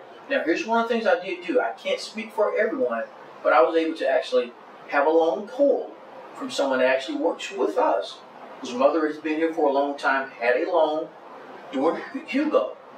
Her loan had been sold to, there were several companies that serviced the loan, but her interest rate never changed. It's been the same fixed rate as it was when she initially got it with Hugo. The loan's almost paid off, but it never changed. Her payment never changed. So again, melee, not all the time, just because someone got a loan, does not mean that it was because of SBA that there may have been challenges with that. There are certain circumstances, if someone loses their job, regardless of the interest rate that they have and things are fixed, if certain things may happen during the course of a time of having a loan, then it can have an impact. But we want to be able to make sure that people understand the interest rate is fixed. So what you're paying now, that will not change. But I do want to be able to make sure from a distinction going forward that the loans that are actually being given out today, these are fixed rate loans, and we do not sell our loans. So they stay with the SBA for the duration. So that's very, very important. So for those that may have had a little a fear about that, we want to be able to make sure that we clear that up, that these loans are fixed and that they are not being sold. Well, another thing that we ran into is where, somebody owns a piece of property, but they may be more on the elder side of things, but they want to fix up their property. And one of the things they might do is take out a loan through SBA in the process. And it was mentioned that this is problematic because you may die. So it's you paid up. I think we all have an Before appointment. before it's paid off. Before it's paid off. Right. That's the key. Right. I don't want Oh, to. And then your heirs Yeah. inherit that. Right. Exactly. Or worse, that somehow or the other they inherit it and can't manage it, and the property goes out of the family. And there's a tool. There's a tool that's or an app for that if you want to look at it that way. In that you can get term life insurance to cover the life of the loan. It may cost a little bit of money, but build it into the loan as part of what you're doing so that you protect your family and interest in the property down the road. In other words, problems are made for solutions. They go together. Absolutely. So is that provided by SBA? That's Yes, an option? Right. You can speak with your loan officer, yes, to be able to look at provisions that may be available to assist. Again, one of the things is when you think about it, just in general, regardless of age, one of the things that we cannot do is we cannot discriminate against anyone because of age. If they meet the criteria, then we, of course, have to make a loan available. It's always the individual that has the option as to whether or not they want to accept the loan. But we cannot simply, based on someone's age, make a determination because, number one, who says that even if someone is much younger, there are still things that happen. You don't know when your appointment is. That can't be a consideration for us as it relates to whether or not to give someone a loan. My concern with what was being said is that it was being done in a way to intimidate people from looking into it and seeing what's possible for me, as opposed to saying that, hey, if there's a problem, there's a solution. How can we deal with it? And so I'm just so glad that you address these type of things, and I'm so glad that you got an A in the Nelly class. So, I want to go back on that because I actually had a personal conversation with a friend of mine about that issue. Her mother, roof is gone, house is practically destroyed, and she said, no, I want my mother to have a loan. And I'm like, well, what are you going to do? The insurance wasn't giving them the full coverage to replace the roofs. And she was like, I don't want her to have a 30-year loan. That doesn't make sense. But then I chimed in and said, but there's insurance that you can get, to, just because I happen to know that is. And I was like, the biggest danger is that you will use her money, to replace the roof, and then your nest egg is gone. It's gone. Yeah. Right. Should there be an emergency or whatever, and I know that we often have this thing in the night is paid cash, and paid up front, but your nest egg then has been depleted. Your emergency funds are are gone. So in this sense, it makes total, to me anyway, personally, it makes sense to get the loan and just take the long term, especially if you have great credit and you only, what's the interest rate? Yeah, for homeowners, it's as low as 1.75%. And if you think about it, for a lot of people, they utilize credit cards.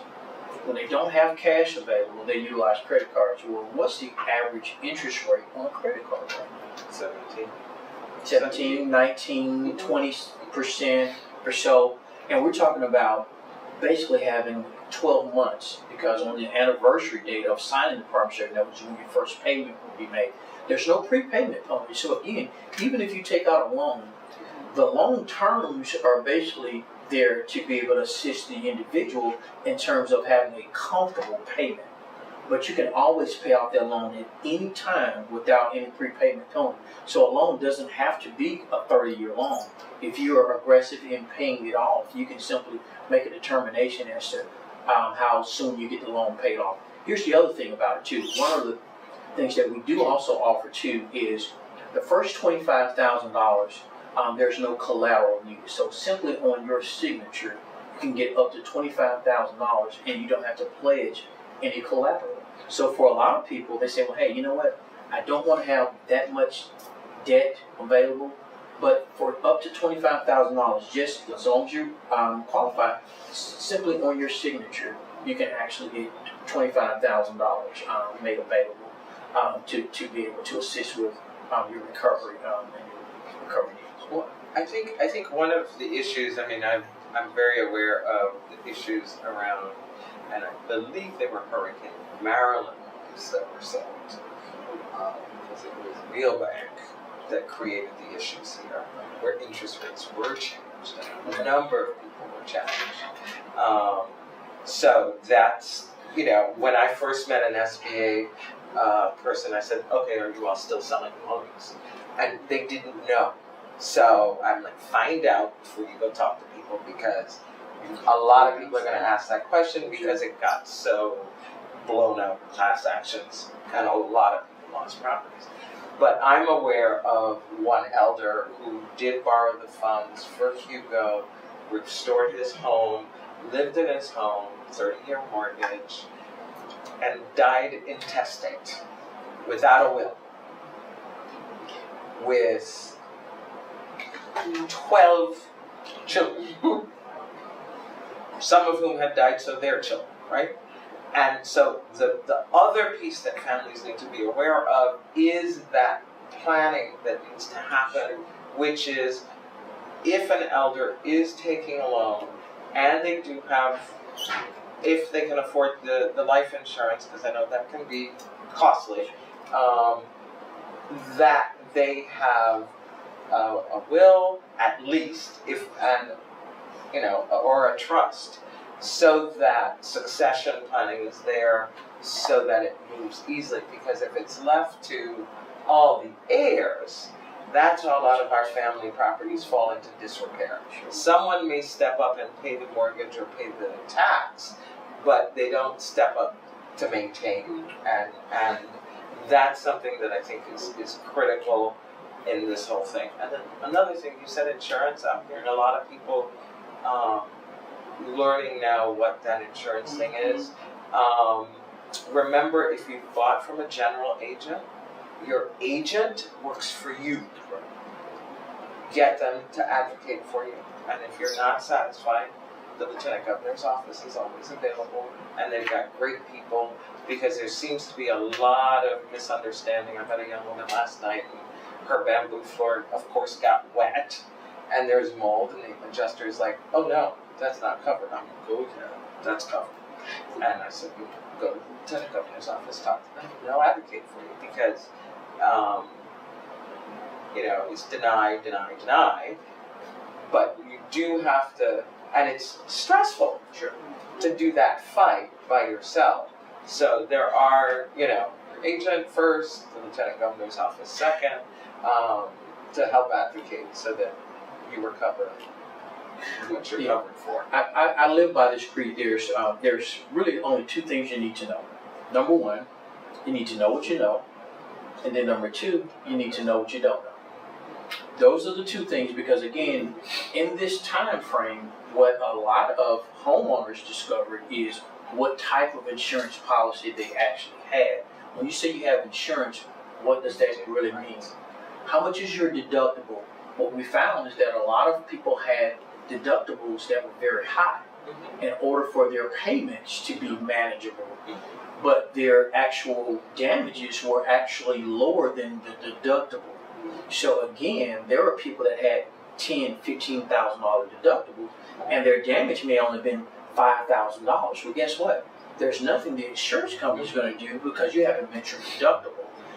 One of the things about our loans can be utilized to assist people with deductibles should there be a need for the deductibles to be met before other provisions kick in. So again, we simply are here to make sure that people know what their options are.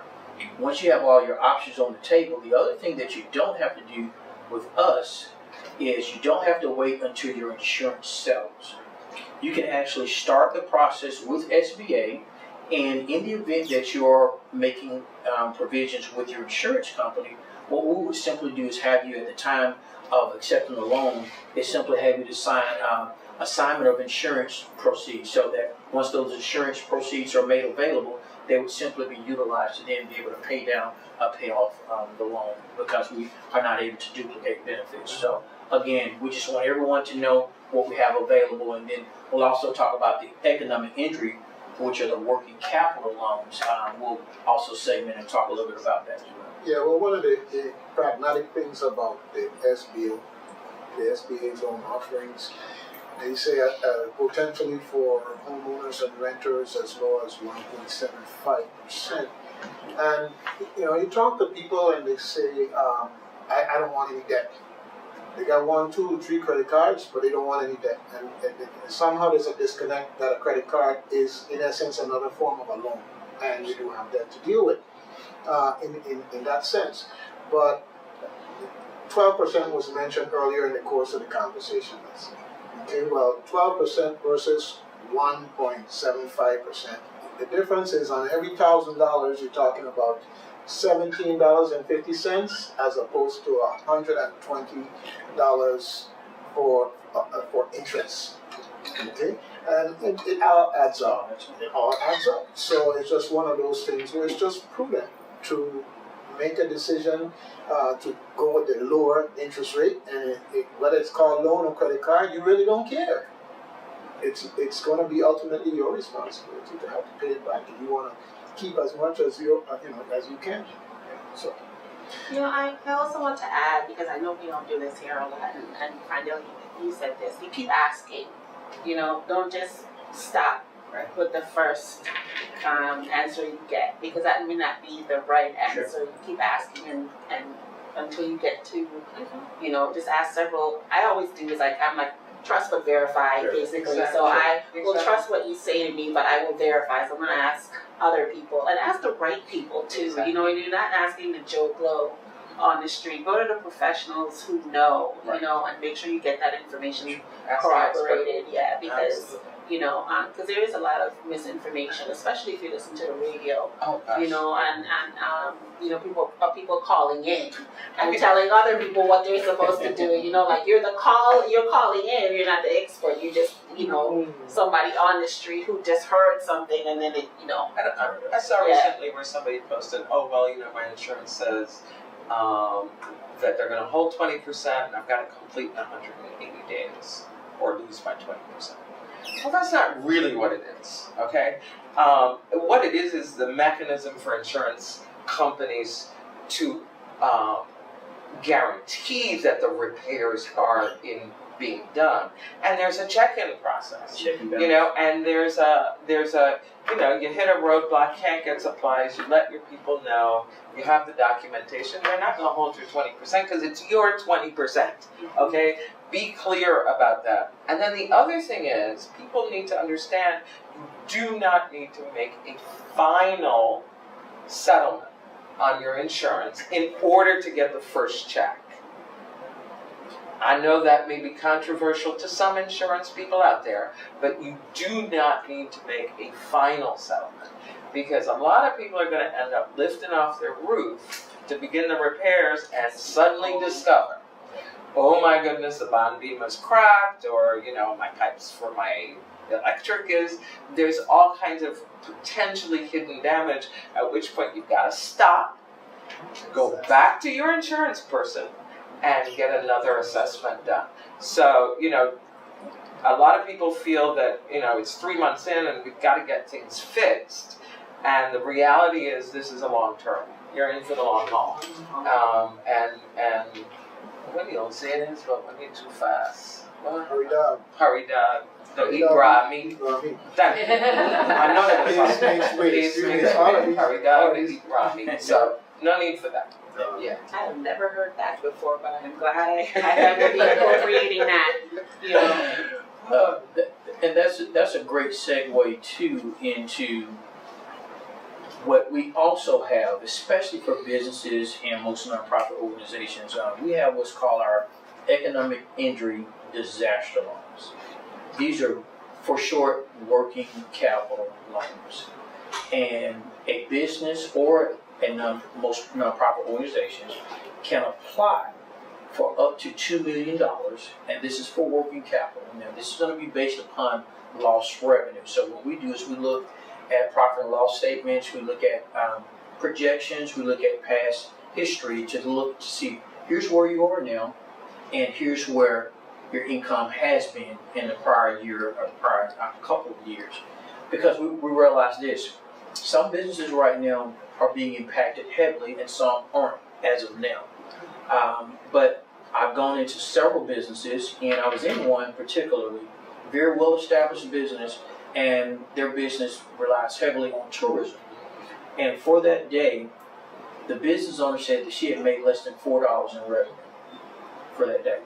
She was in the process of closing, and she's been having to utilize savings just to be able to keep the doors open.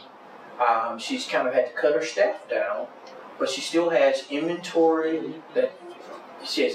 equipment and other things that she's still requiring, as well as lease payments and all of that have to continue on, even though right now income is very minimal.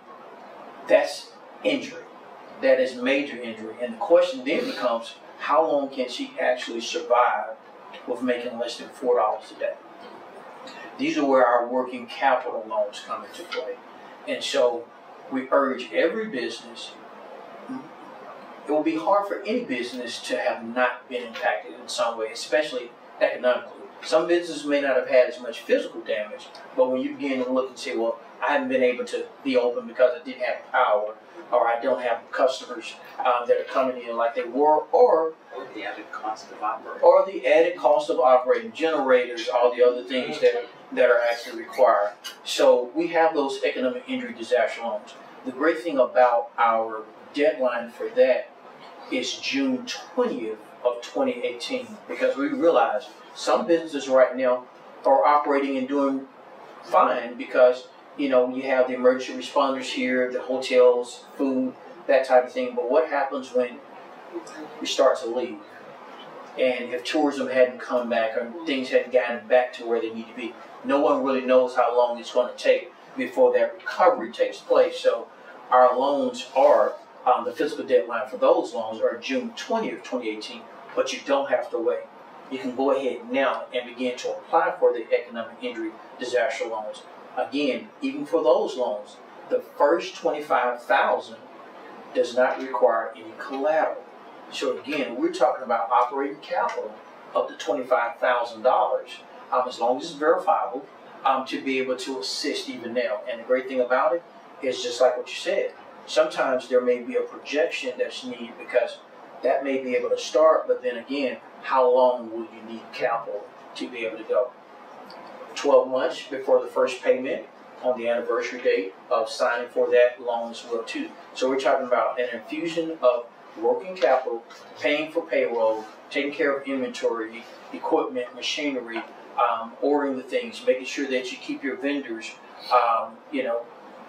good relationships, so you don't get behind on things that, people still need to be paid. Landlords still need to be paid if you don't own your building. There are a lot of different moving parts. So we want to be able to make sure that businesses as well as nonprofit organizations understand what's available with the SBA. So again, we have several ways to be able to do that. We have our disaster recovery centers that are available, of course, right here in Fredriksted, of course, right here at the Rotary West right now. Monday through Friday from 8 a.m. to 5 p.m. and then on Saturday from 9 a.m. to 2 p.m. We're open. So we'll be open this Saturday from 9 to 2. So again, if you haven't been in, stop in. We're here to help, get your questions answered. Again, our objective is no one that is even approved for loan has to accept the full amount. They can accept a portion of it. They can accept none of it. You have up to 60 days to make a decision, but we want you to be able to make sure that you're getting in the process. Know what your options are so that you can weigh the things out and know for yourself. Your neighbor's situation may be different from yours, so you can't simply rely on what your neighbor went through. Here's one other thing that we want to clear up. Even if you received a denial from the SBA, it's not just going to be a mystery denial. You will know exactly if there's missing information or if there's what the decision was as to why we were not able to approve you. We do have what's called an appeal process, and you have up to 6 months. There may be additional documentation that you simply just need to provide for us to be able to move that loan forward. Well, you have up to 6 months to be able to actually in writing state why you would like to be able to have this looked over to see if we can assist you. So even if you're denied, a denial is not even a denial itself. It just may be additional information in order for us to be able to move forward. I've been hearing people say, "Oh, I was denied," and then it turns out, "Oh, well, yeah, I had some missing paperwork," you know. But you've already put out there. Oh, they just denied it. Yeah. Yeah. Why were So you denied? why? That's the key. Give the full story. If you're gonna tell the story, tell the full story. So we want to be able to make sure. And not the melee. Yeah, not the melee. So that's it. Yeah. So again, we're here. We're transparent. We want to be able to help and as much as possible be able to assist those. But here's the other thing: if you are denied. The great part about filling out the SBA loan application, whether you want a loan or not, if FEMA refers you to the SBA, it's a part of FEMA's process. If you don't fill out the loan application, and let's say you were denied, then we're able to actually send you back to FEMA to actually now have them to take a look at their other needs assistance program. But as a part of FEMA's process, a lot of people will be referred to SBA. And someone say, well, I know I don't qualify. That's fine. Let us make that decision so that we can then send you back. That's where the grant dollars are. But if you don't complete the SBA application, everything stops. And we want people to understand that if you don't fill out the SBA application, if you're referred to us, then your assistance has stopped. And you have to complete the application. It's good information. Well, I want to make a humanitarian intervention because, you know, I've been everywhere, man, every day, man. Do you guys get Christmas and New Year's or anything like that? Or they working you like that? No, we'll be off, but we'll be here. I mean, so we'll be off. We'll have a chance. Would you rather be there? No, well, you know what? For me, this is one of those once in a lifetime chances. Every storm is unique and different. So what I've received from being here to assist, I've been fulfilled in more ways than I would have ever thought when I initially came. So again, for me, they say it's always better to give than to receive. Well, when you give, you actually receive something that you never thought you would actually get. So again, it's hard to explain, but it's a great Christmas knowing that I'm helping people and helping people to get restored and with their recovery. So hey, it's a great Christmas and it's beautiful weather. Yeah. I was just about to say, right? I was like, now you know you're enjoying it. It's 83 degrees. And Village is December. opening Friday. So, Friday? Yeah. I thought it was. I saw a few something's things happening listed on Friday night. The Soca Because I was talking to Yeah. So there's going to be lots of action and good food. And Yes. But the thing is, like, it's 83 degrees. It's 83 degrees. December. I promise you, yeah. So loving it. So that's a gift within itself. So yeah, so definitely enjoy it. Well, it's good to know that they won't be working you on Christmas Eve and New Year's Eve and those kind of things. And I hope you get a good Cruzan Christmas dinner. Yeah. Yeah. Yeah. It's always. Yeah, we have one planned too. Yeah. So, Yeah. All right, fantastic. Well, you know, this has been another great experience, and I have to say that SBA is the icing on the cake today because we talked to a whole lot of people and built up this cake into a wonderful sharing between all of us here and those who were able to listen. And I'm going to be sharing with the folks on YouTube. I just have one quick thing. Fascination has donated twin mattresses and pool chairs, lounge chairs, and Chant is the one responsible for distributing. So if there's anybody out there that needs some gently used mattresses, you know, for that interim. I've already had a church call me about some of the lounge chairs for their summer programming. So we've got them and we're distributing them at no cost. You just got to come and pick it up, or maybe even we can arrange for it to be delivered. So get in touch with us. All right. Well, Miss Clean Sweet Fredriksted. You know, we talked about everybody here today, but we didn't talk about clean sweep Fredriksted. Just always in the background. All right. Always well, in the background. I'm calling you out front now, okay? Because Clean Sweep Fredriksted has been what I believe to be a wonderful addition to Fredriksted and all the people that care about Fredriksted, and definitely a great galvanizing force for volunteers to help take care of Fredriksted. And I'm going to put in my disclaimer, no, I don't work for them, although they don't work me. Don't ask me to guys. Don't. Yeah, I was gonna say don't say I want to help, because I will put you to work. So, Right. Kathy knows this, but you know it's all about love. You know, it's just you know, I grew up here. I said this place is my foundation. It's everything who I am, and it really, really is. You know, and when you see where you love, or a thing you love, or a place you love is not doing well, you don't just turn your back and walk away. You know, you put in the work to get it healthy again, and you know, and it's a collaborative thing. So many people are here working hard, putting in hard work and effort, and trying to build this place up. And I say a whole bunch of times, you know, they're like, I'm too busy to put the word out and do this. And I'm like, well, I'm not. So, you know, I'm going to, you know, be the voice and push all the great things that are happening here. Not necessarily that I'm doing all the work, but I have the time, and this is my purpose and passion. And you know, when you find your purpose and your passion, it does not feel like work. You know, it's just what you do, and it's what I do.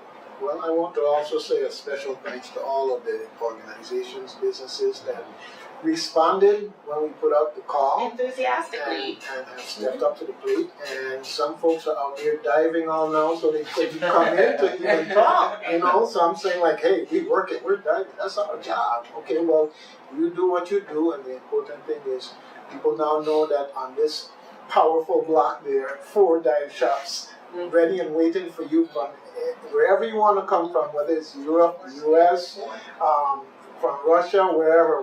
We'll take your money, no problem. We have new businesses that are being established. You know, we talked about Susan Mango, but there's also a new bar and restaurant that's opening up. I forget the name. Where Turtles After Dark used to be. You know, so and you know this town is growing. You know, it really is.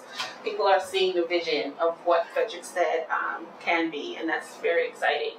So, and last but definitely not least, I want to again thank Emily for the use of Top Deck for this, and hopefully this is something. see. Yeah. If you have never been, you need to be here. It's such a treat, you know. Yes. So, looking forward to the next time that we're in Fredriksted discussing all things Fredriksted with people of Fredriksted, and hopefully maybe a few folks who just kind of sauntered through as in visiting Fredriksted. And you just never know, folks. Do a random act of kindness, not a kindness because you expect something in return. And if you do one and it ain't enough, do another one and if that ain't enough, and you find that you're idle, find some premeditated ones too, okay? But acts of kindness, keep on giving them, and we're happy to be here in Fredriksted, talking about Fredriksted, talking about St. Joy, and people. You know the song, People Make the World Go Round? It's more than a song. It's make Fredriksted go round, and make Christiansted go round, and make St. Croix all that it is, the people. Okay? So, I want to thank you again, and this has been wonderful. Thanks. WSTX.